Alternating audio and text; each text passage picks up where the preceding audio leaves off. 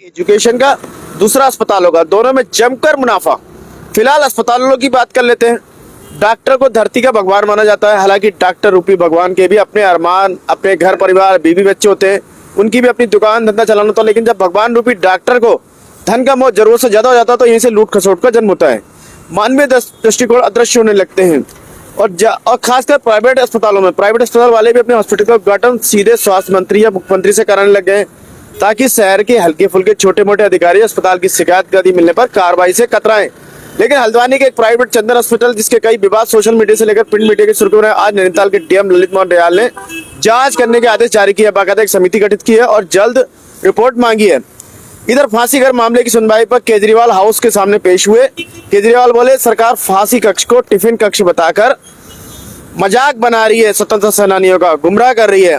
फर्जी फांसी घर के मुद्दे पर तीखी बयानबाजी छिड़ गई है। इससे अरविंद केजरीवाल ने भारतीय जनता पार्टी सरकार पर अंग्रेजों द्वारा मारे गए लोगों और उन स्वतंत्रता सेनानियों का अपमान करने का आरोप लगा है।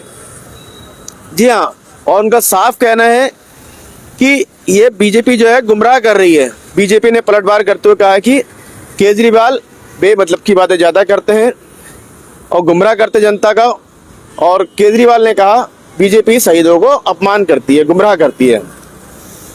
इधर भारत के 238 शहरों में से 204 शहर वायु गुणवत्ता मानकों को पूरा नहीं करते सीआरईए द्वारा। जी हाँ, ऊर्जा और स्वच्छ वायु अनुसंधान केंद्र द्वारा विश्लेषण किए गए केंद्रीय प्रदूषण नियंत्रण बोर्ड के आंकड़ों के अनुसार पिछली सर्दियों के दौरान भारत के 238 शहरों में से 204 शहरों में PM 2.5 का एक औसत 40 ग्राम मीटर क्यूबिक भारतीय मानक से ऊपर दर्ज किया गया है। फिनलैंड स्थित एक स्वतंत्र अनुसंधान समूह सीआरईए के अनुसार गाजियाबाद सबसे प्रदूषित शहर था, जहां PM 2.5 की औसत सांद्रता 172 ग्राम मीटर क्यूबिक दर्ज की गई। इसके बाद नोएडा 166 ग्राम, दिल्ली 163 ग्राम। जेएनयू ने एक आरटीआई के जवाब में कहा कि डॉक्टर BR अम्बेडकर केंद्रीय पुस्तकालय के प्रवेश द्वार चेहरे की पहचान तकनीक यानी कि FRT प्रणाली स्थापित करने को अधिकार करने वाले किसी भी इसी प्रस्ताव के संबंध में कोई जानकारी नहीं है। FRT का विरोध वर्तमान और पूर्व जेएनयू छात्र संघों द्वारा अगस्त 2025 से शुरू हुआ। विरोध प्रदर्शनों के माध्यम से किया गया था। महाराष्ट्र के मुख्यमंत्री देवेंद्र फडणवीस ने शुक्रवार 6 मार्च को राज्य का बजट पेश किया, 7 करोड़ 69 लाख करोड़ का। जी हाँ, कार्य योजना का अनावरण किया गया। इस योजना में 30 सितंबर 2025 तक बाकायदा फसल लेने वाले किसानों के लिए 2 लाख रुपए तक के फसल ऋण की माफी शामिल है। श्री फडणवीस ने कहा लगभग 28 से 30 लाख किसानों को ऋण माफी से लाभ होगा। इसके अलावा नियमित रूप से किस्तें चुकाने वाले 20 लाख किसानों को भी पुष्ण लोक अहिल्यावादी होलकर शेतकरी कर्ज माफी योजना के तहत 50,000 रुपए मिलेंगे। बजट में 9 गुना वृद्धि का प्रस्ताव है, जिसका लक्ष्य 2047 तक क्षेत्र की सकल घरेलू उत्पादन $55 से $500 अरब करना है। राज्य की राजस्व प्राप्तियां लगभग 6.56 लाख करोड़ होने का अनुमान है, जिसके परिणामस्वरूप 40,500 करोड़ रुपए का राजस्व घाटा होगा। इधर बॉम्बे हाईकोर्ट ने एक टिप्पणी में इस बात पर जोर दिया कि राष्ट्रीय सुरक्षा संबंधी व्यक्तिगत धार्मिक प्रथाओं से अधिक महत्वपूर्ण है। उसने रमजान के मौजूदा महीनों के दौरान छत्रपति शिवाजी महाराज अंतर्राष्ट्रीय हवाई अड्डे के पास नमाज अदा करने की मांग करने वाले कैब और ऑटो रिक्शा चालकों के एक समूह की याचिका को खारिज कर दिया। न्यायमूर्ति BP कोलावाला और न्यायमूर्ति फिरदौस पुनीवाले की खंडपीठ में स्पष्ट रूप से कहा है कि रमजान मुस्लिम समुदायों के लिए धार्मिक महत्व रखता है, लेकिन यह उसके अनुयायियों को अपनी पसंद के स्थान पर प्रार्थना करने का अंतर्निहित अधिकार प्रदान नहीं करता, विशेष रूप से जब ऐसा स्थान हवाई अड्डे जैसी संवेदनशील संस्था की सुरक्षा व्यवस्था के लिए संभावित खतरा पैदा करता हो। केरल में SIR के बाद मतदाता सूची से बाहर किए गए पात्र मतदाता केरल में आगामी विधानसभा चुनावों के लिए नामांकन दाखिल करने की अंतिम तिथि तक मतदाता के रूप में नामांकित हो सकते हैं। मुख्य चुनाव आयुक्त ज्ञानेश कुमार ने कहा कि कोच्चि में मीडिया कर्मियों से बात करते हुए उन्होंने बताया कि ऐसे व्यक्तियों को भारतीय निर्वाचन आयोग के प्रपत्र संख्या 6 में आवेदन जमा कराना होगा, जो नए मतदाताओं के नामांकन के लिए आवेदन पत्र हैं। साथ ही संबंधित दस्तावेज भी जमा करने होंगे। मतदाता सूची में मतदाताओं के गलत नाम शामिल होने संबंध में किसी भी शिकायत प्रपत्र साथ में आवेदन जमा करके दर्ज किया सकती है। जो किसी अन्य व्यक्ति का नाम मतदाता सूची में शामिल होने पर आपत्ति जताने, अपना नाम हटवाने, मृत्यु, स्थानांतरण आदि का किसी भी अन्य कारण से सूची से हटवाने के लिए आवेदन है। अमेरिका और इजराइल के साथ चल रहे संघर्ष के बीच केरल के कोच्चि बंदरगाह पर ईरानी नौसैनिक पोत यानी आयरिश लावन के आगमन में लोगों में उत्सुकता जगा दी है। सुबह मट्टनचेरी नौका घाट पर स्थानीय लोगों के साथ साथ विदेशी पर्यटक भी ईरानी जहाज को देखने के लिए जमा हो गए थे। कई लोग पानी के उस पार खड़े जहाज की तस्वीरें खींचते हुए देखे गए। समाचार चैनलों सुबह से बुलेटिन के दौरान घटनाक्रम की लाइव स्ट्रीमिंग के लिए अपने क्रू को बोट जेटी परिसर में तैनात कर दिया था। ईरान पर अमेरिका इजरायल के हमलों पर केंद्र सरकार ने रुख की आलोचना करते हुए मुख्यमंत्री पी विजयन ने कहा, केंद्र का रुख साम्राज्यवादी शक्तियों के सामने अत्यंत अपमानजनक आत्मसमर्पण के समान है। शुक्रवार को कोझिकोड में ईरान के साथ एकजुटता व्यक्त करने और अमेरिका इजरायल की सैन्य कार्रवाई के खिलाफ विरोध प्रदर्शन के दौरान एक बड़ी राजनीतिक रैली का उद्घाटन कर रहे थे।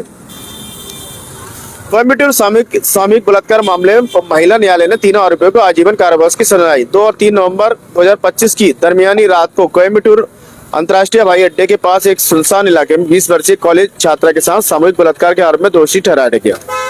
कोयम्बटूर की महिला अदालत ने शनिवार 2025 के कोयम्बटूर सामूहिक बलात्कार मामले में आरोपी तीनों व्यक्तियों को आजीवन कारावास की सजा सुनाई।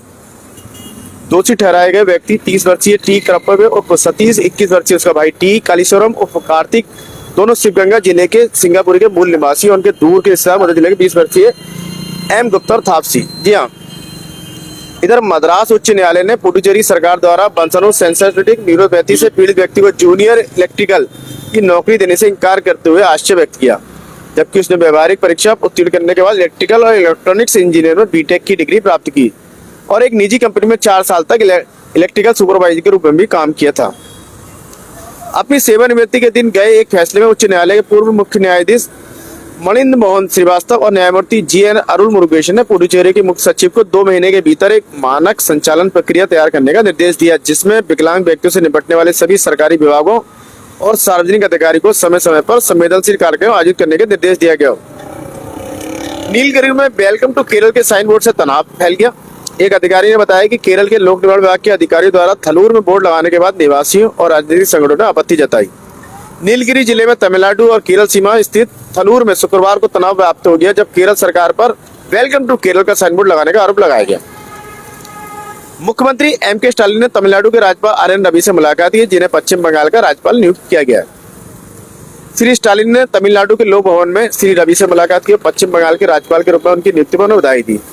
उन्हें तमिल संत कवि तिरुवल्लुवरम की एक प्रतिमा भी भेंट की। श्री रवि ने 18 सितंबर 2021 को तमिलनाडु के राज्यपाल के रूप में पदभार ग्रहण किया था। हाल में उन्हें पश्चिम बंगाल का राज्यपाल नियुक्त किया गया, जबकि केरल के राज्यपाल राजेंद्र विश्वनाथ अलेस्का तमिलनाडु के राज्यपाल का अतिरिक्त प्रभार संभालेंगे। केंद्रीय रेल मंत्री ने तमिलनाडु के लिए 4 नई ट्रेनें सेवाओं को मंजूरी दी है। पलक्कड़ से पोलाची तक main line electrical multiple unit train, मलेदुराई कराईदुड़ पैसेंजर, पोदनूर से धनबाद तक अमृत भारत एक्सप्रेस और मंगलुरु तिरुवंतपुरम एक्सप्रेस शुरू की जाएगी। रेलवे बोर्ड ने तमिलनाडु से नई ट्रेनों के अतिरिक्त पंडाबो ट्रेनों की आवर्ती वृद्धि की घोषणा की है। पोडाउसुल से धनबाद तक अमृत भारत एक्सप्रेस और मंगलुरु तिरुवनंतपुरम से एक्सप्रेस ट्रेन। MMC अध्ययन सीमित संसाधनों वाले क्षेत्रों में STMI के लिए 2 उपचार रणनीतियों की तुलना करता है। MMC के कार्डियोलॉजी संस्थान में प्रोफेसर जी जस्टिन पाल के नेतृत्व वाली टीम ने पाया कि एंजियोप्लास्टी करने से एक विकसित फार्मास्यूटिकल रणनीति तत्काल एंजियोप्लास्टी अधिक प्राप्त होते हैं। NCB ने 3 देशों में सक्रिय अंतर्राष्ट्रीय ड्रग्स तस्करी नेटवर्क का भंडाफोड़ किया। श्रीलंका में स्थित सरगना को गिरफ्तार करने के प्रयासों के बीच 10 करोड़ रुपए मूल्य की ड्रग्स की खेप जब्त की गई है। नारकोटिक्स कंट्रोल ब्यूरो ने नेपाल, भारत और श्रीलंका में मादक पदार्थों की तस्करी शामिल एक अंतर्राष्ट्रीय ड्रग तस्करी नेटवर्क का भंडाफोड़ किया है। जी हाँ, और बहुत 78.1 किलोग्राम चरस और 960 ग्राम हशीश का तेल जब्त किया इसके साथ साथ। तो साथियों, इसी के साथ हम लोकल खबरों में ये आते हैं कि अभी अभी राजपुरा में चाकूबाजी हुई है और लगातार उसमें कई घायल भी हुए, एक को चाकू पड़ा भी है, कोतवाली में मौजूद भी है वो। और इसके अलावा चंदन हॉस्पिटल जो अंदर एक प्राइवेट अस्पताल है, यहाँ का DM रयाल ने बाकायदा उसके लिए जांच समिति गठित की है और उसकी जांच भी चल रही है। फिलहाल जल्द रिपोर्ट देने को कहा है। अब रिपोर्टें कब आती हैं, क्या आती हैं, जरूर है, क्योंकि कई चीजों में जांच अभी भी बैठी है। अभी एक एक्सीडेंट के सिलसिले में भी बैठी थी। साथियों, आशा करते हैं आपको हमारी खबरें अपडेट रख रही होंगी और इसी के साथ मैं मनोज आर्य खबर संसार के लिए जय हिंद।